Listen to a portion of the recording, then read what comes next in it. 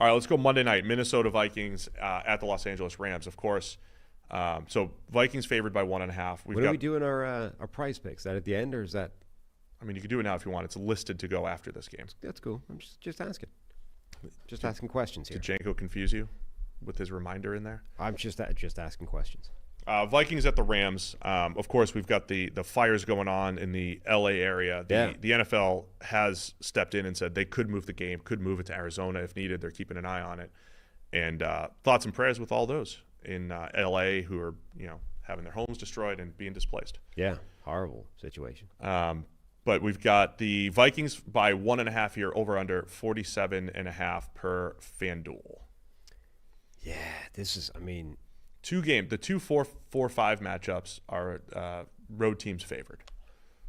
Chargers against the Texans, and then the Vikings in this one. This is fascinating because I think in most objective measures, the Vikings have been a significantly better team than the Rams this season. On the other hand, the Rams have been the team that, up until last week against Detroit, had handled Minnesota best and beaten them most conclusively of any team in the NFL this season. And now Minnesota has to come off the back of what must be an emotionally crippling defeat. Like, everything was on the line. The number 1 seed, a home field advantage, a bye week, bragging rights over the other number 1 seed vying team. All of it was on the line, and you had the biggest beatdown you had. And in particular, like in the second half, that game got away from them and became an absolute paddling, and the Lions just smacked them down. So you got to bounce back from that on the road, across the country, against the other team that beat you handily earlier in the season, which also came off the back of a defeat to Detroit. It doesn't get much more difficult than that from a Minnesota perspective. Like, that is a serious challenge to try and answer for the Vikings. And then just to focus on the quarterback for a minute here, Darnold has silenced doubters throughout the year. And I'm going to reference the PFF grades again, just for perspective here. Okay. Early in the year, Darnold had 2 games grading under 50. One of them was statistically good. One, don't forget, against the Jets, he did go 14 of 31. Right. With no touchdowns and a pick in a London game, right? So it's not like he was pristine throughout the year. But since that point, and you had mostly good games. You had the Jags game, no touchdowns, 3 picks, 4 of which, 3 in the red zone, 3 all turnover-worthy plays. So he's had some bad games in there. Mm-hmm. And so I think with the Darnold, and this is where I've been guilty the last couple of years, Geno Smith, Baker Mayfield, guys that break out and then they have a bad game. It's like, okay, is this it? I'll ask the question with Darnold, can he bounce back from this? Because earlier in the year, he bounced back from subpar games. Like, he was horrible against the Jets, came out against the Lions and went toe-to-toe with the Lions, right? He had the Jags game and then came back with maybe his best 4-game stretch of the season after that. But last week was awful. Yeah. For Darnold, for the offense, bad decisions, bad misses, untimely misses, everything. My question is, can Darnold bounce back here? Specifically Darnold, because I trust the playmakers. I trust Kevin O'Connell. Can he bounce back against a Rams defense where they should have some opportunities to make plays down the field? He had the game that we talked about earlier where Lamar Jackson sometimes has them, where it's like immediately it's just off. He's just missing some throws. And I think that can affect quarterbacks, where right away when the sort of first thing you do is negative, it can just set the tone for the way the rest of that game is going to go. Now, I don't think you can ignore what the Lions defense did. And some people were. Like, when you were sort of analyzing that game at the time, people were like, it's just Darnold. Like, Darnold is the difference here. He is playing terribly. The Lions are playing well. Therefore, the difference in this game is Darnold, rather. But, like, Detroit's blitz defense is part of this. Yes, Darnold missed some opportunities in the face of the blitz, but you can't just ignore the fact that the blitz was persistent, overwhelming, and the Vikings did not have good answers for it, certainly late in the game, but really for the majority of the game. So it's all part of it, right? Like, Darnold definitely missed some throws, and if he'd hit on a touchdown early and the Vikings take the lead and they go up, and maybe we're talking about a different performance and a different overall result for Minnesota, but you can't ignore the factor of that blitz-heavy defense. And, yeah, it's a big thing. Like, he played badly. He had opportunities to fix that game and couldn't take them, and now he does need to bounce back. But the Vikings also need better answers. I thought Kevin O'Connell was outcoached in that game, and that doesn't happen very often. I thought both sides of the ball for Minnesota were outcoached in that game. The Rams offense, the last time these two teams met, that was another team where Florida's defense didn't have the answers. It couldn't stop them. It wasn't able to slow down that Rams team. Matthew Stafford was the guy making the Jared Goff plays, right? So this is a really difficult matchup for Minnesota. Like, if there's another team that's caused Florida's problems, it's been Matthew Stafford and the Rams. So you're now going back-to-back against the two offenses that cause you the most problems, and you're going back-to-back. Your offense played like crap last week. It needs to bounce back, otherwise you're just in trouble. I mean, the same way I'm saying it's tough to what can you expect from a Sam Darnold bounce back? As I've said on the show many times this year, how do you figure out Matthew Stafford? Started the season slow. The Minnesota game on Thursday Night Football was a turning point, seemingly, for his game. That was the best game he had played to that point. That was the first game, right, where they had everybody back. That was a big part of it, right? He had 3 touchdown passes going into that game. He had 4 in that game specifically. He's had a couple 4-touchdown games. He had that Buffalo game where it was one of the best games of the season. Stafford going up against Buffalo, throw for throw, just unbelievable and outstanding. He's had other games like that throughout the year. Let me use passer rating for a minute. 4 games from week 11 through the Buffalo game in week 14 with a passer rating over 100, a 142, a 132. And then the rain game against San Francisco, game against the Jets, game against Arizona to finish the season, they didn't score 20 points in any game, and his passer rating was 83 or lower.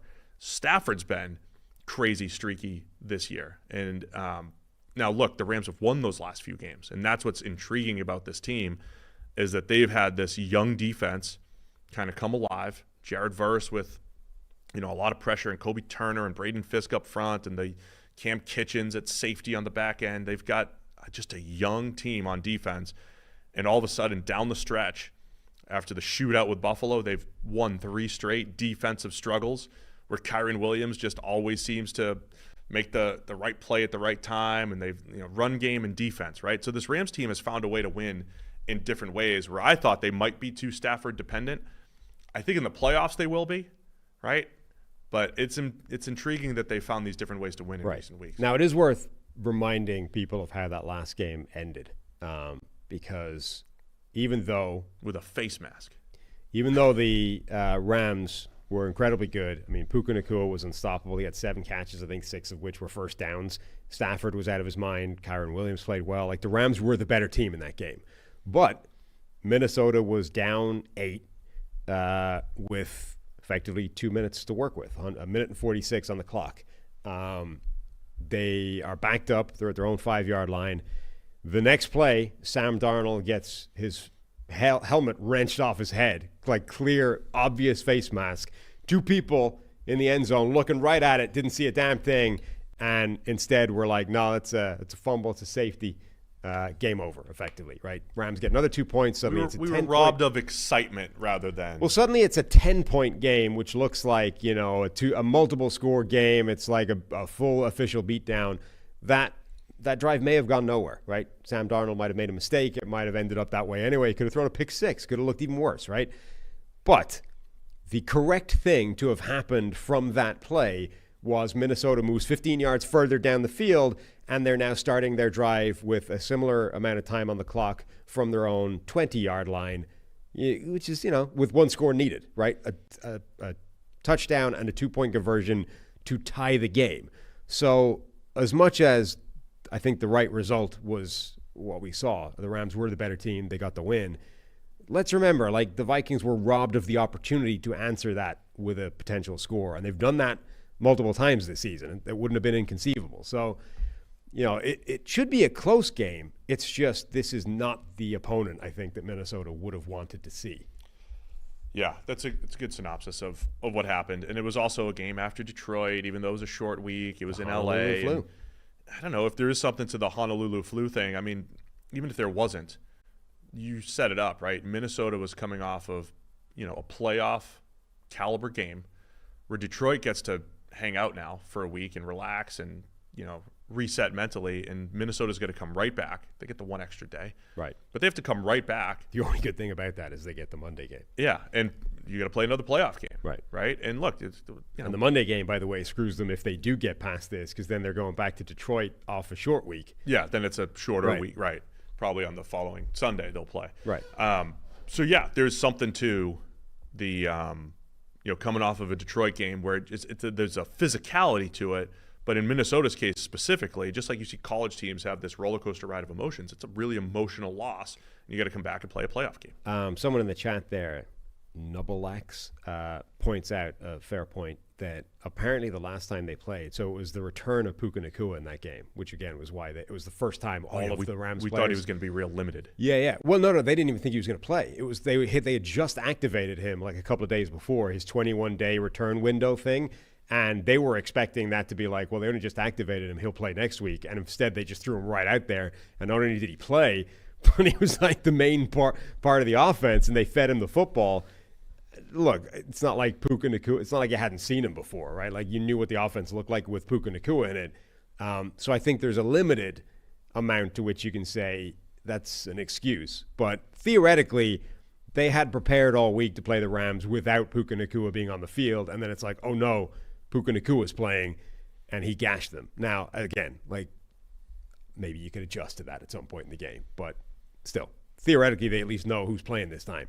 Yeah, I mean that's what part of what I think makes the Rams dangerous. Kyren Williams out of the backfield, Puka in any game can go 10 catches and $150, and right. And Stafford in any game can just be like playoff Stafford. And the playoff history for Stafford with the Rams, they're in every game. They're aggressive. Of course, they did go on that 4-game Super Bowl run in 2021, so they could be dangerous. The other element, obviously, with the two quarterbacks is turnover-worthy plays. Which one is going to put the ball in harm's way? These are two quarterbacks that are quite prone to that generally. They're both top 5 total? They both share the same 3.6% turnover-worthy play rate this season. As Baker? Yes. So let's Same put them Baker, all yes. in the same bucket. Let's just say turnover-worthy plays are going to determine this game. They have combined 45 turnover-worthy plays this season, 21 for Stafford, 24 for Darnold, which equals the same 3.6% as a rate of their total plays. This game's going to come down to turnovers and red zone, Sam. These two quarterbacks will put the ball in harm's way generally in the course of a game. Does that determine this game? One other stat that I think helps determine it. Vikings have the best EPA per play against the run with a light box, right? So they can play coverage and stop the run. They've been very good at scheming it up against the run. I do believe, and not that the Rams go as Stafford goes, but as Kyren Williams goes as well out of the backfield, and he's just very good at keeping them on schedule, very good red zone runner.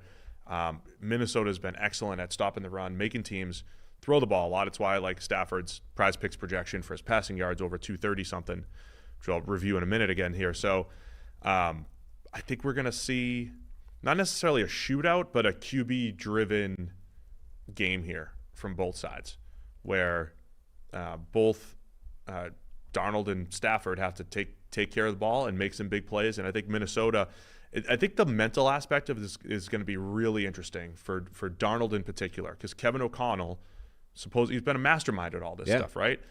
Can he get – because you mentioned Darnold misses something early and then it spirals. How do they scheme it up early to get him some easy throws, right? I think this does matter. You talk about the receivers where it matters, getting them involved early. How do you get Darnold confident early so that he plays at his best? Because one of the best things about his game this year has been ice water, game on the line, ice water in his veins with the game on the line, get that Darnold back. And if we see that early, I think we're going to see this – now the Rams are going to have to keep pace with Minnesota, and it could get into shootout territory. Overall, I just think this is an incredibly challenging psychological test for Minnesota. I think Kevin O'Connell was embarrassed last week. That was maybe the first game this season where I think he's just been completely outdone by his opposing number.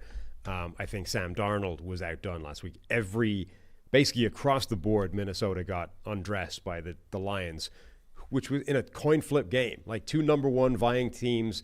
It was supposed to be the game of the year, and actually what happened was the Vikings just got their ass kicked. And the punishment for that is not only do you have, the pain and the psychological damage of getting your ass kicked by a top contender, but you now have to go on the road, period. You got to do it across the country to a team that's already beaten you this year, and a team, not only have they already beaten you this year, but the way they played Week 18, they clearly don't care that you might be coming to town again. Like, they rested everybody. They're like, we don't care if we drop seeding and have to play this team. We've already beaten them. Doesn't matter to us. So, I mean, that's a lot of psychological scars to heap on top of this team and say, overcome this now and go beat them, just to set up a rematch with the team that kicked your ass last week.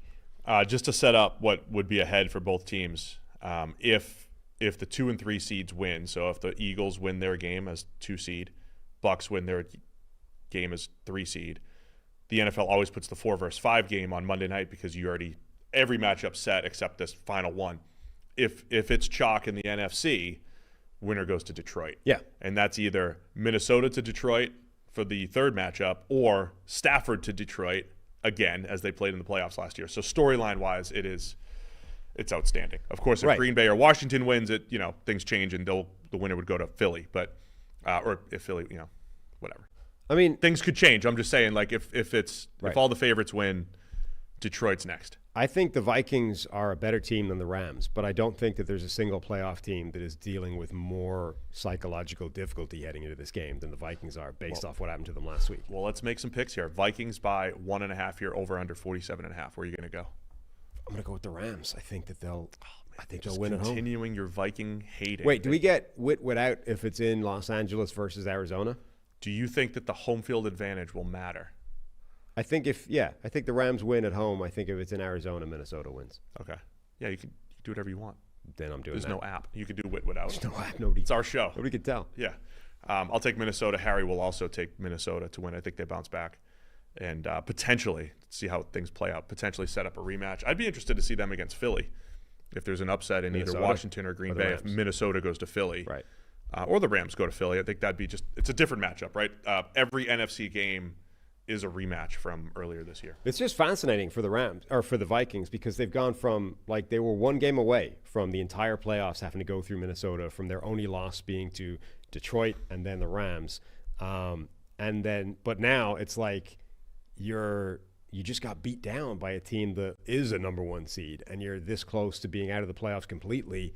Somebody said in the chat, 14-win teams aren't mentally weak, but 14-win teams rarely have the setback happen as the very final thing that happens to them before they wander into the playoffs. Like, usually a 14-win team is home and hosed at that point, right? They're on the beach waiting for the playoffs. They're resting people. They're chilling.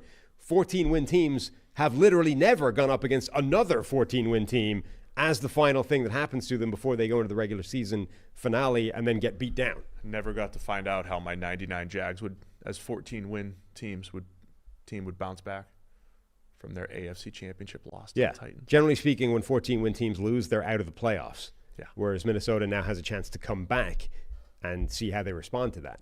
Thanks for watching all the way to the end of our video. For more great content, click here to subscribe and here to watch another video. We'll see you again soon.